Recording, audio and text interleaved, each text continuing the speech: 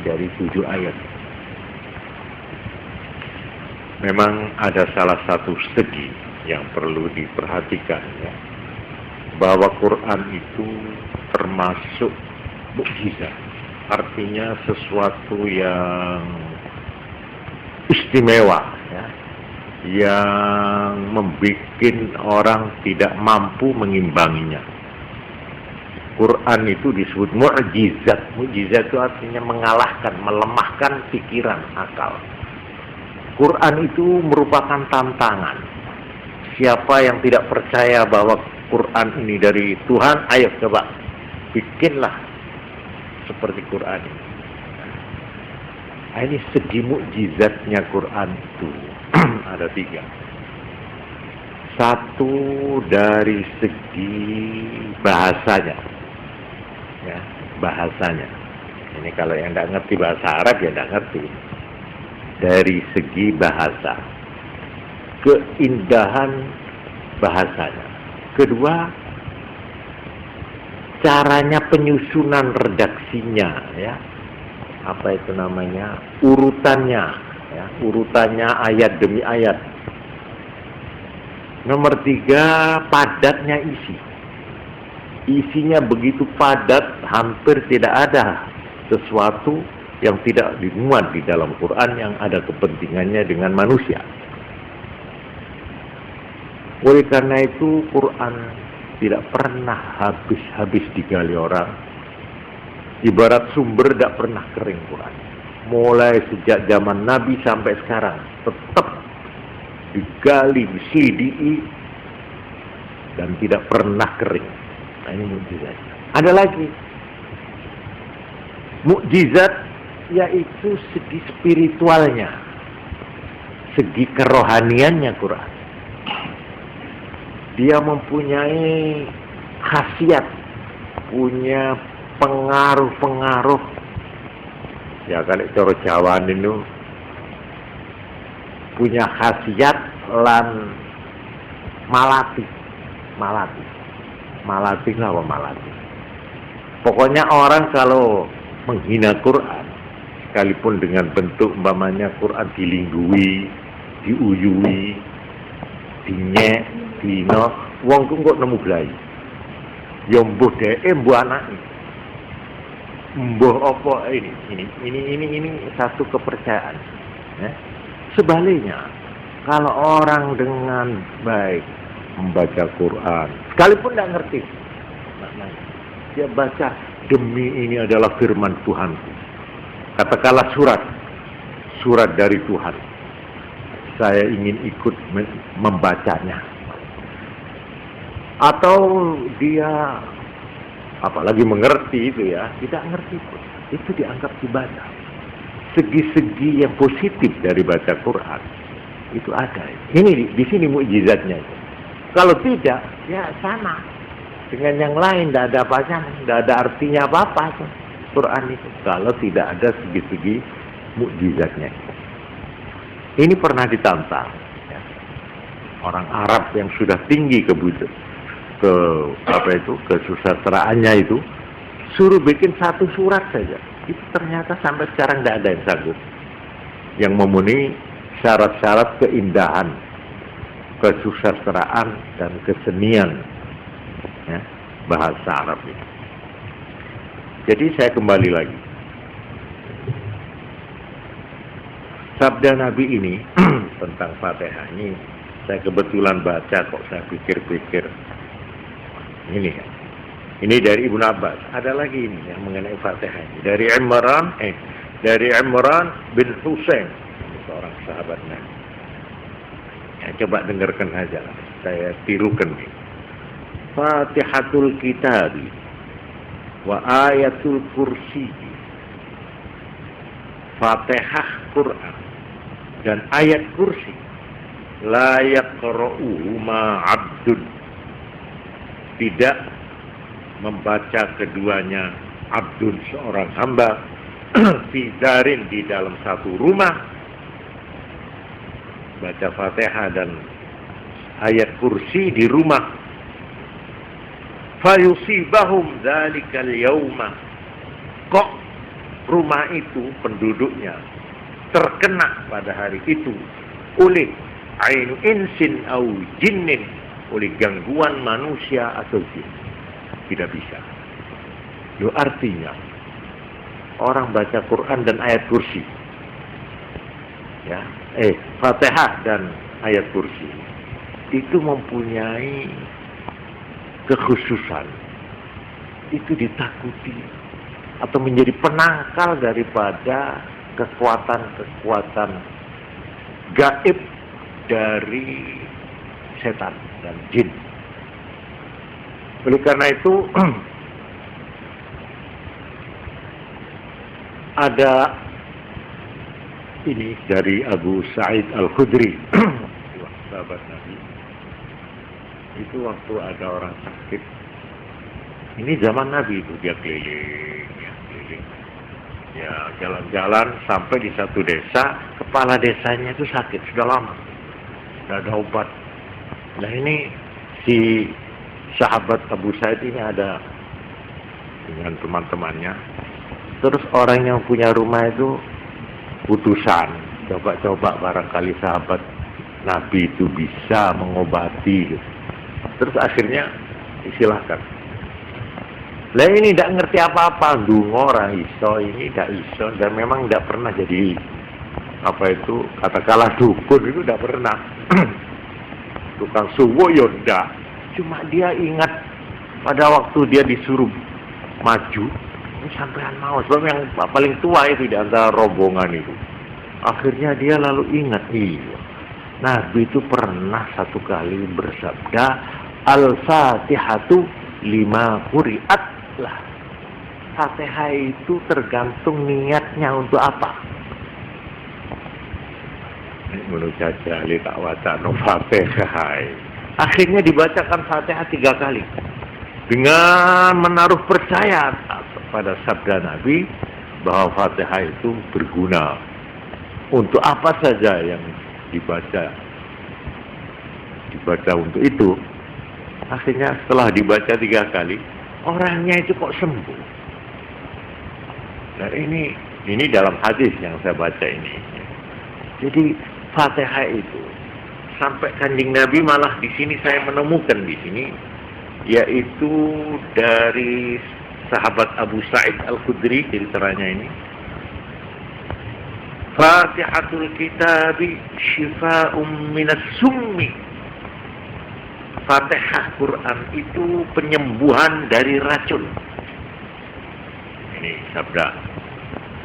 Ada lagi Fatihatul kitabi syifa'um min kulli da.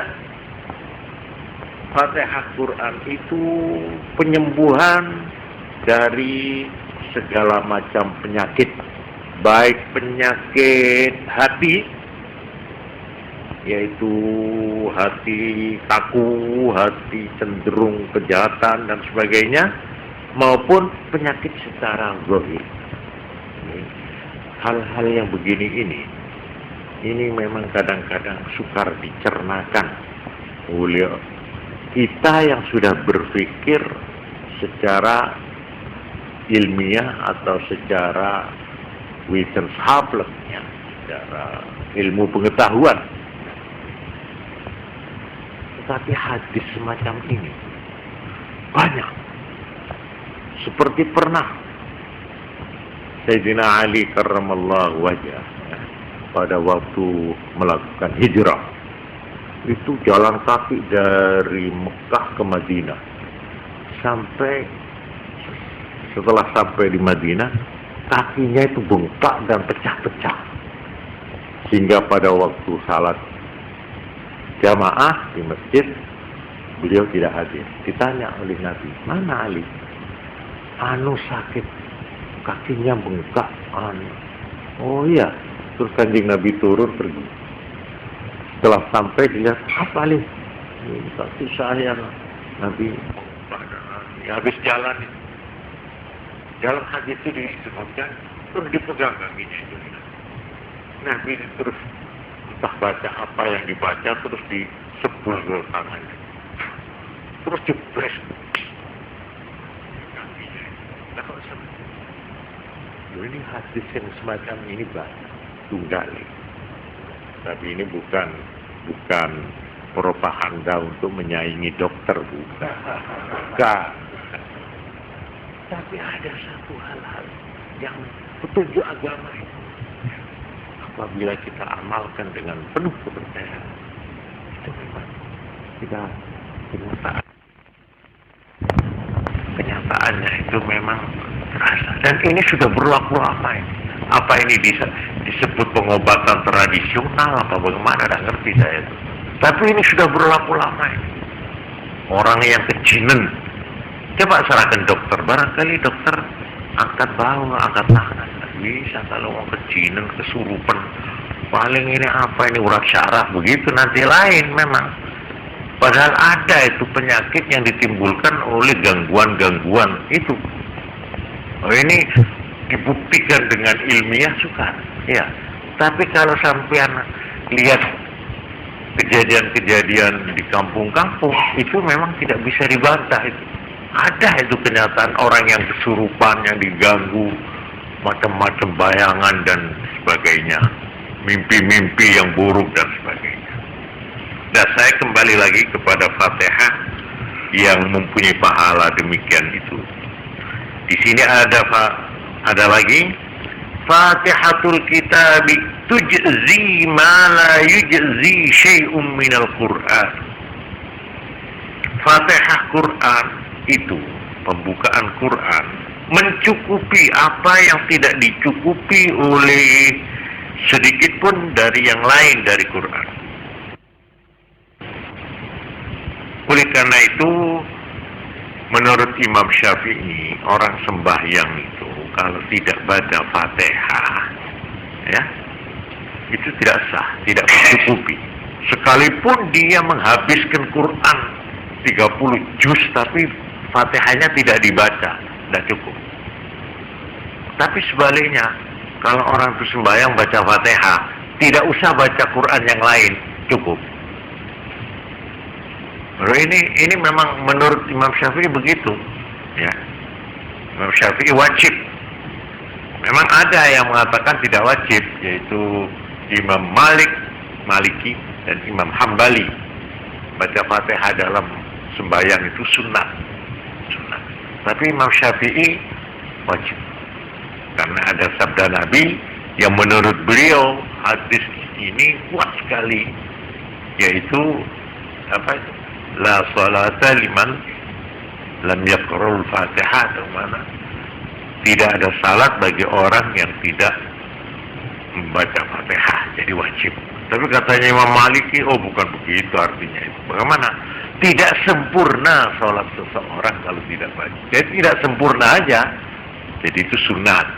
Ya itu soal penilaian atau penafsiran ahli-ahli hukum agama. Baiklah, jadi saya di sini saya bermaksud untuk menilai, ya, bagi kita yang tidak sempat baca Quran, tidak sempat melakukan ini ada itu banyak itu. Siapa yang mengerjakan begini itu sama dengan begini itu. Mamanya ini ya. Ada sabda, siapa yang sembahyang maghrib kemudian dia tidak omong dan tidak ngentut, nun sewu, tidak batal, sampai sambung isya, itu pahalanya bukan main. Ibaratnya orang topo setahun masih tinggi itu nilainya. Itulah bertapa menurut Islam itu, yaitu topo. Itu tidak perlu ke gua-gua atau ke gunung, puncak gunung. Enggak. Satu, ini antara maghrib dan isya sambungin. Ojo diseling omong, ojo disela-selani omong sing liyo-liyo. Nah, kalau baca Quran boleh atau zikir boleh. Itu satu. Dua, nek bar salat subuh ojo omong, ojo batal nganti terbit matahari. itu juga nilainya tinggi sekali. Ya, ini saya hanya sekedar contoh. Topo lagi yang menurut Islam, yaitu yang namanya i'tikaf. Orang yang berdiam di masjid, sekalipun hanya sebentar, dengan niat i'tikaf. I'tikaf itu ibadah, baik buat wanita juga bisa. Jadi kalau kita ingin mengheningkan hati, pikiran, atau mengheningkan cipta, caranya masuk ke masjid dengan niat i'tikaf. Jadi waktu masuk ke masjid itu saya niat i'tikaf. Ya. Diam aja sudah, tidak usah sembahyang, tidak usah baca-baca, diam duduk. Itu sudah diberi pahala seperti bertapa itu sudah. Ya. Itu namanya i'tikaf. Tapi biasanya kita kalau i'tikaf itu hanya bulan Ramadan ya, tanggal selikur. Tapi sebenarnya tidak, kapan saja. Dan i'tikaf itu tidak perlu berjam-jam, tidak. Jadi umpamanya kita waktu Jumat itu ya, kita masuk masjid, niat i'tikaf. Jadi selama kita berada di masjid itu namanya sudah melakukan i'tikaf. Ya inilah antara lain yang semacam ini, ajaran-ajaran semacam ini memang banyak. Baiklah, ini saya kira sekedar untuk mengisi pengajian saya malam ini, yang kita, ya menurut saya ini, agama Islam ini merupakan ibaratnya ibaratnya lapangan, ya, lapangan yang sangat luas sekali, alun-alun yang lebar sekali. Semua orang dengan segala macam jabatan atau pekerjaannya, dengan segala macam tingkat berpikirnya, mulai dodol tape sampai profesor, mulai sing dodol jangan sampai sarjana-sarjana, semua mendapat bagian yang sama dari agama.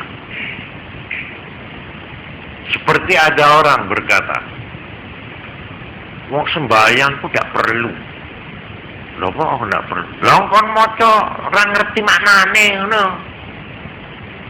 Apa perlu nih salatnya orang ngerti sing diwaca? Oh, jadi orang sembahyang itu kalau gak ngerti gak berguna, Pak. Gak berguna. Aduh, kalau begitu bagaimana saya ini? Saya ini anak tani, saya ini orang bodoh.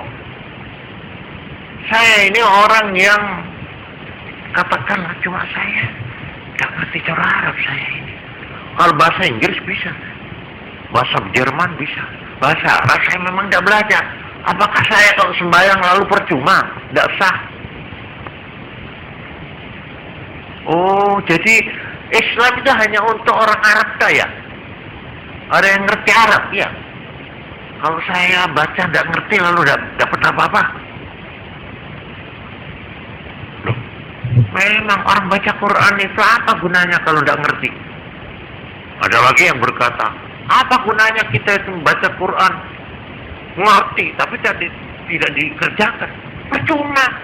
Jadi lebih baik tidak usah apa-apa. Tidak usah baca, ya tidak usah ngerti, ya tidak usah menjalankan. Lah ya apa?